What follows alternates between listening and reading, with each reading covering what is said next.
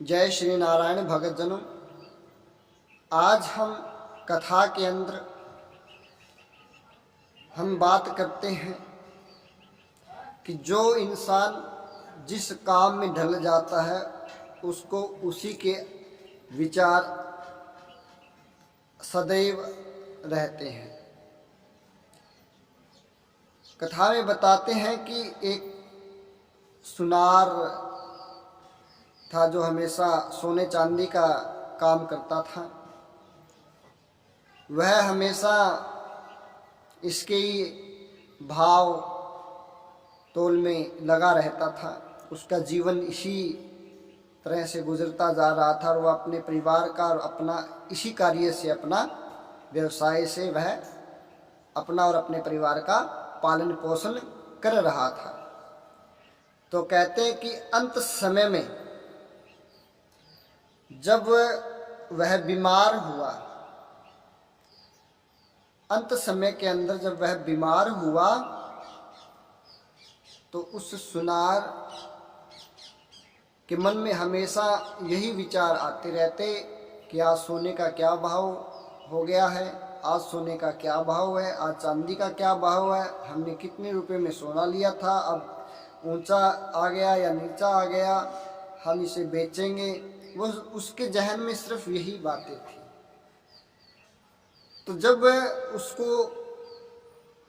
वह मृत्यु के समीप आता है तो उसे बहुत ज़्यादा बुखार हो जाता है। डॉक्टर आते हैं, वैद्य आते हैं और उसका बुखार चेक करते हैं तो वो बताते हैं कि सुनार के परिवार को बताते हैं कि इनको 105 बुखार है। तो यह सुनाई देता, वह हमेशा इसी विचार में लगा रहता कि सोने का क्या भाव है, चांदी का क्या भाव है। तो उसको 105 सुनाई दिया उसी बुखार में कि 105 बुखार है। तो वह उसके मन में जो विचार आ रहे थे, तो वो अपने बेटे को कहता है कि पुत्र, जो हमने सोना लिया था वो 80 के भाव में लिया था और 105 हो गया, उसे बेच दे। वो मन में ऐसे बोलने लग जाता है, अपने पुत्र को बताने लग जाता है और वह ऐसे ऐसे करते ही वह मर गया। तो कहते हैं कि जीवन यापन करने के लिए पैसे कमाने हैं। ये सही है कि पैसे तो हमें जीवन यापन करने के लिए कमाने पड़ते हैं, लेकिन उन पैसे कमाते कमाते अगर हम उस परमात्मा का ध्यान ही अगर हमारे यहाँ नहीं रहेगा तो वो पैसा कोई काम का नहीं है। वो जो कमाना है वो हमारे कोई काम का नहीं है।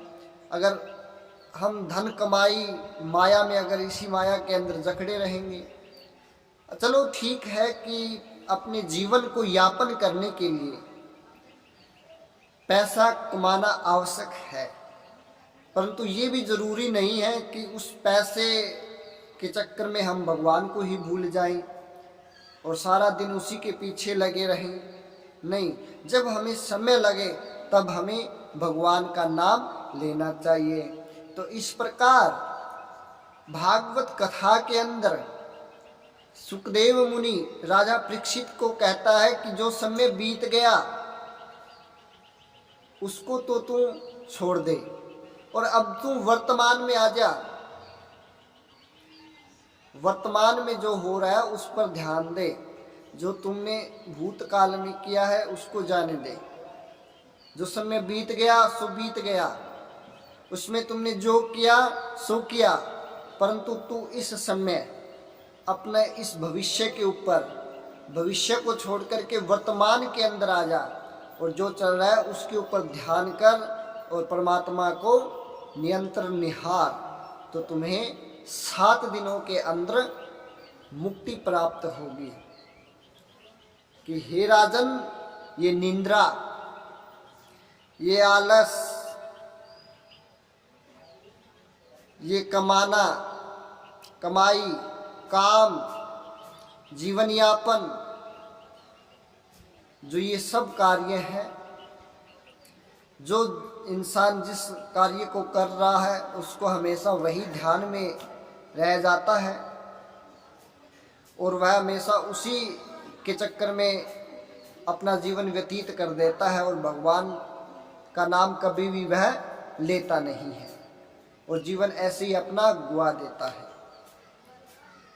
मनुष्य का अधिकतर समय निद्रा में व्यतीत होता है, कोई बात करने में अपना समय व्यतीत कर देता है, कोई किसी कार्य में अपना समय व्यतीत कर देता है, कोई आलस में अपना समय व्यतीत कर देता है। लेकिन इन सब चीज़ों को छोड़ करके भगवान के हमेशा स्मरण जाप में हमें लगा रहना चाहिए। ये जरूरी नहीं है कि हम भगवान को रटते रहेंगे और अपना जो व्यवसाय है उससे भी हम दूर हो जाएंगे।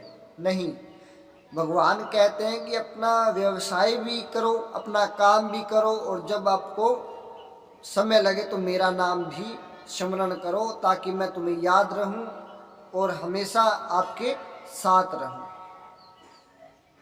तो इस प्रकार से राजा परीक्षित को सुखदेव मुनि जी बताते हैं कि अब तू वर्तमान में आ जा, भूतकाल को छोड़ दे और भविष्य को छोड़ दे और इन 7 दिनों का तू शुद्ध उपयोग कर करके अपने आप को भव सागर पार तैरा दे। तो इस प्रकार से भगवान सुखदेव जी मुनि भगवान के राजा परीक्षित को दर्शन करवाते हैं। बोली श्रीमन नारायण भगवान की जय।